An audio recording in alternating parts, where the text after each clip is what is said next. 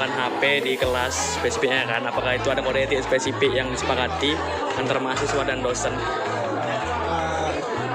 Jawab ya Bang. Jadi untuk misalnya ada yang spesifik itu tergantung dari mahasiswa dan dosennya itu. Jadi apakah ada yang disepakati sama dosennya dari kontrak kuliah atau gimana?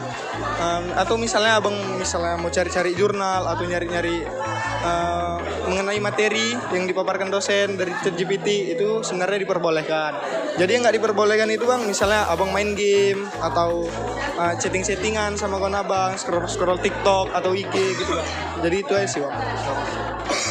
Ini itu aja sih Bang. Makasih ya Bang. Bagaimana sih tips praktis agar kami bisa benar-benar meninggalkan kebiasaan memeriksa HP, terutama ketika kelas terasa membosankan?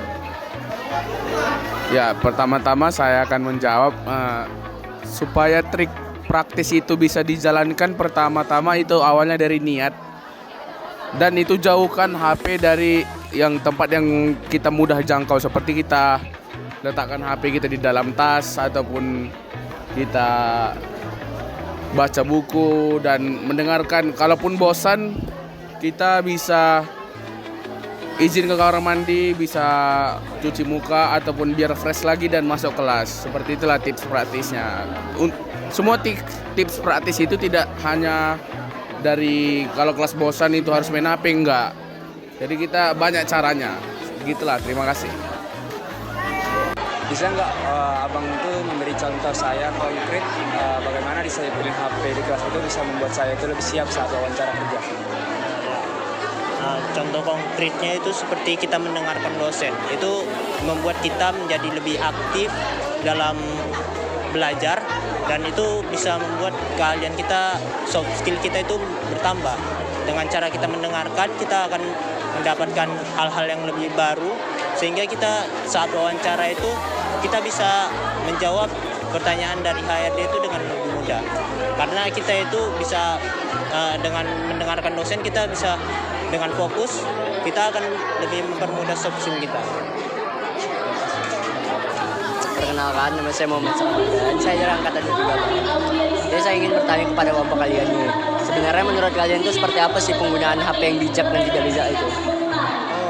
Untuk menjawab itu sebenarnya itu berdasarkan dari kita sendiri ya Bang. Untuk batasan bijak dan nggak bijaknya itu, jadi misalnya yang bijaknya itu penggunaan handphone di kelas berdasarkan dari ya kita sendiri, misalnya cari definisi tentang materi yang diajarkan dosen atau nyari-nyari jurnal yang diapakan dosen, itu berdasarkan kita sendiri. Dan yang nggak bijaknya itu misalnya abang menggunakan handphone di kelas itu untuk scroll TikTok atau main game, main ML, main Block Blast gitu kan. Jadi itu aja sih Bang sebenarnya. Terima kasih.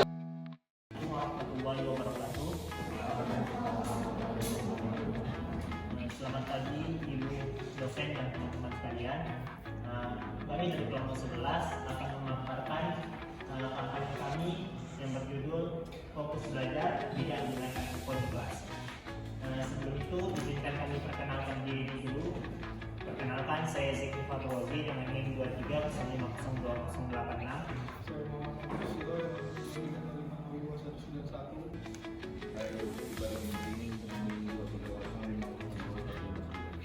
Baiklah, kita mulai pemaparan kampanye kami kali ini yang akan saya bawakan.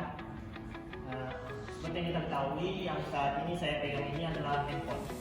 Yang dimana handphone ini biasanya kita gunakan untuk berkomunikasi dengan teman, keluarga. Selain itu juga sebagai pemberi informasi bagi kita. Namun terkadang handphone ini sering kita gunakan pada saat yang tidak tepat. Contohnya itu seperti saat dosen sedang memaparkan materi, kita seringkali itu bermain handphone, yaitu misalnya seperti scroll media sosial dan lain-lain. Jadi kami di sini mengajak teman-teman sekalian, khususnya mahasiswa FEB USU, untuk menerapkan budaya yaitu fokus belajar dan bijak menggunakan handphone di kelas. Selanjutnya akan kita mulai. Jadi tujuan dari kampanye kami hari ini yaitu melarang penggunaan handphone di kelas, melainkan bijak kita untuk lebih bijak menggunakan handphone di kelas, misalnya untuk mencari definisi dari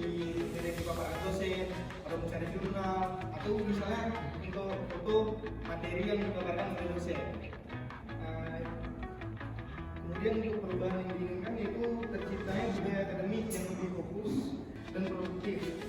Mahasiswa didorong untuk menggunakan handphone hanya untuk keperluan akademik, kemudian menghargai proses belajar mengajar di kelas, dan menunjukkan sikap disiplin dan tanggung jawab.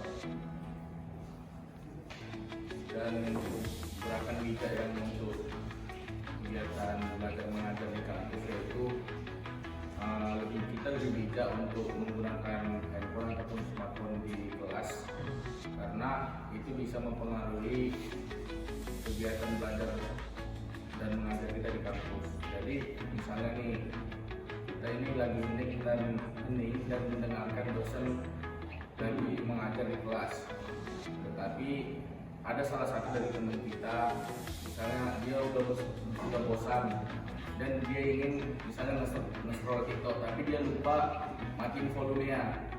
Jadi sound TikTok ini tuh jadi kuat dan memecah fokus kelas. Itu yang salah.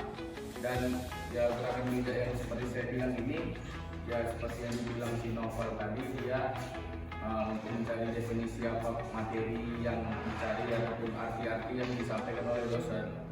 Dan dampak positifnya itu bagi mahasiswa, kita jika menggunakan handphone ataupun untuk mencari sesuai dengan tujuan yang baik, kita bisa memiliki prestasi yang lebih baik dan kita bisa memiliki wawasan yang luas lah. Maksudnya kayak dosen menjelaskan kita bisa dengan menggunakan handphone ataupun kita mencari definisi dari seperti Google ataupun AI, kita bisa memiliki wawasan seperti ABCD dan memiliki menjadi lebih luas.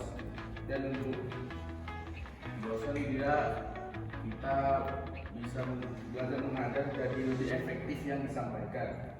Dan kelas ini dia bisa menjadi interaktif ataupun kondusif lah.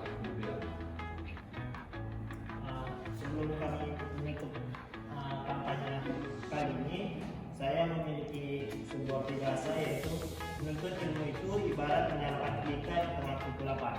Artinya itu belajarlah dengan fokus dan bersungguh-sungguh agar ilmu itulah yang di masa depan nanti. Untuk teman-teman sekalian, marilah kita wujudkan PPP Usul ini sebagai lingkungan akademik yang disiplin, aktif, dan berintegritas.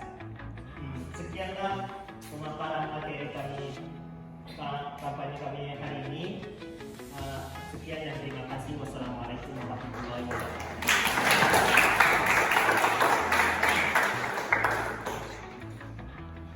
wabarakatuh.